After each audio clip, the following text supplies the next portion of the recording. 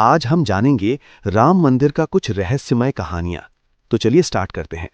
अयोध्या भारत की आत्मा में बसा हुआ एक ऐसा नगर है जिसका नाम आते ही भगवान श्री राम का स्मरण स्वाभाविक रूप से हो जाता है। ये वही भूमि मानी जाती है जहां त्रेता युग में मर्यादा पुरुषोत्तम श्री राम का जन्म हुआ। भारतीय परंपरा, रामायण, पुराणों और लोक स्मृतियों में अयोध्या को इक्ष्वाकु वंश की राजधानी और राम के जन्मस्थान के रूप में स्वीकार किया गया है। राम केवल एक धार्मिक देवता नहीं, बल्कि भारतीय संस्कृति में आदर्श जीवन, मर्यादा, न्याय और करुणा के प्रतीक हैं। इसलिए उनकी जन्मभूमि का प्रश्न साधारण भूमि विवाद नहीं रहा, बल्कि आस्था और पहचान से जुड़ा विषय बन गया। प्राचीन काल से ही अयोध्या में राम भक्ति का व्यापक प्रसार था। गुप्त काल और उसके बाद के समय में यहाँ अनेक मंदिरों और धार्मिक स्थलों का उल्लेख मिलता है। स्कंद पुराण, विष्णु पुराण और अन्य ग्रंथों में अयोध्या की महिमा का विस्तार से वर्णन है। विदेशी यात्रियों और इतिहासकारों के विवरणों से भी संकेत मिलता है कि मध्यकाल से पहले इस क्षेत्र में हिंदू धार्मिक संरचनाएं मौजूद थीं और राम जन्म स्थान को लेकर जनमानस में स्पष्ट आस्था थी। 16वीं शताब्दी में मुगल शासक बाबर के समय 1528 ईस्वी के आसपास उसके सेनापति मीर बाकी द्वारा अयोध्या में एक मस्जिद का निर्माण कराया गया, जिसे बाद में बाबरी मस्जिद कहा गया। हिंदू पक्ष का सदियों से ये विश्वास रहा कि ये मस्जिद राम जन्मभूमि पर स्थित प्राचीन मंदिर को तोड़कर बनाई गई थी। हालांकि उस समय के लिखित दस्तावेजों में इस तोड़फोड़ का स्पष्ट आदेश नहीं मिलता, लेकिन ये भी ऐतिहासिक तथ्य है कि उस स्थल पर हिंदुओं की पूजा पूरी तरह समाप्त नहीं हुई।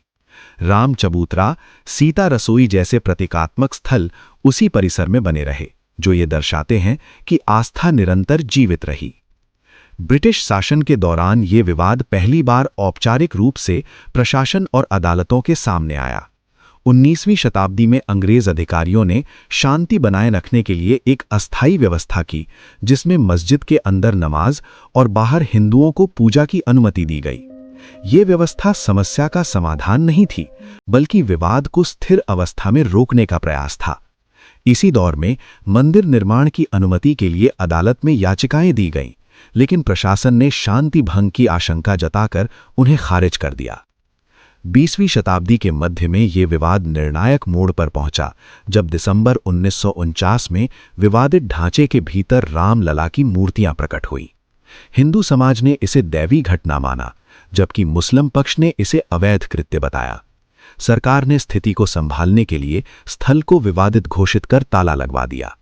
यहीं से राम जन्मभूमि का प्रश्न पूरी तरह कानूनी और राजनीतिक संघर्ष का विषय बन गया। समय के साथ ये मुद्दा केवल अदालतों तक सीमित नहीं रहा, बल्कि जन भावनाओं का केंद्र बन गया। 1980 और 90 के दशक में राम मंदिर आंदोलन ने व्यापक रूप लिया। धार्मिक संगठनों और राजनीतिक दलों के माध्यम से ये विषय पूरे देश में चर्चा का केंद्र बन गया।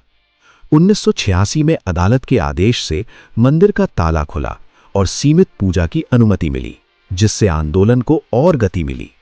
राम रथ यात्राएं, जनसभाएं और कार सेवा जैसे कार्यक्रमों ने इसे राष्ट्रीय स्तर का आंदोलन बना दिया। 6 दिसंबर 1992 को अयोध्या में एक ऐतिहासिक और अत्यंत विवादास्पद घटना घटी, जब कार सेवकों की भीड़ ने बाबरी मस्जिद को गिरा दिया। इसके बाद देश भर में सांप्रदायिक तनाव और दंगे हुए, जिनमें भारी जनहानि हुई। ये घटना भारतीय राजनीति और समाज पर गहरा प्रभाव छोड़ गई। इसके पश्चात विवादित स्थल को केंद्र सरकार ने अपने नियंत्रण में ले लिया और मामला और भी गहन कानूनी प्रक्रिया में चला गया। 21वीं शताब्दी की शुरुआत में अदालत के आदेश पर भारतीय पुरातत्व सर्वेक्षण द्वारा स्थल की खुदाई कराई गई।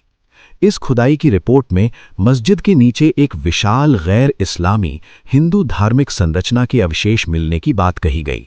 स्तंभों के आधार, स्थापत्य शैली और अन्य प्रमाणों ने यह संकेत दिया कि वहां पहले मंदिरनुमा संरचना मौजूद थी। ये रिपोर्ट अदालतों में एक महत्वपूर्ण साक्ष्य बनी। इलाहाबाद हाईकोर्ट ने 2010 में अपना फैसला सुनाते हुए भूमि को 3 भागों में बांटने का आदेश दिया, लेकिन यह समाधान किसी भी पक्ष को पूर्ण रूप से स्वीकार्य नहीं था। अंततः मामला भारत के सर्वोच्च न्यायालय पहुंचा, जहां वर्षों तक गहन सुनवाई हुई। 9 नवंबर 2019 को सुप्रीम कोर्ट ने सर्वसम्मति से ऐतिहासिक निर्णय सुनाया, जिसमें पूरी विवादित भूमि रामलला विराजमान को दी गई और मुस्लिम पक्ष को अयोध्या में ही 5 एकड़ वैकल्पिक भूमि देने का आदेश दिया गया। इस निर्णय के बाद राम मंदिर निर्माण का मार्ग प्रशस्त हुआ। सरकार द्वारा श्री राम जन्मभूमि तीर्थ क्षेत्र ट्रस्ट का गठन किया गया और 5 अगस्त 2020 को प्रधानमंत्री नरेंद्र मोदी द्वारा भूमि पूजन किया गया। पारंपरिक नागर शैली में बिना लोहे के शिल्प और विज्ञान के आधुनिक मानकों के साथ मंदिर का निर्माण आरंभ हुआ। ये निर्माण केवल एक धार्मिक संरचना नहीं, बल्कि सदियों की आस्था, संघर्ष, विवाद और न्यायिक प्रक्रिया की एक लंबी, जटिल और गहरी यात्रा का नाम है।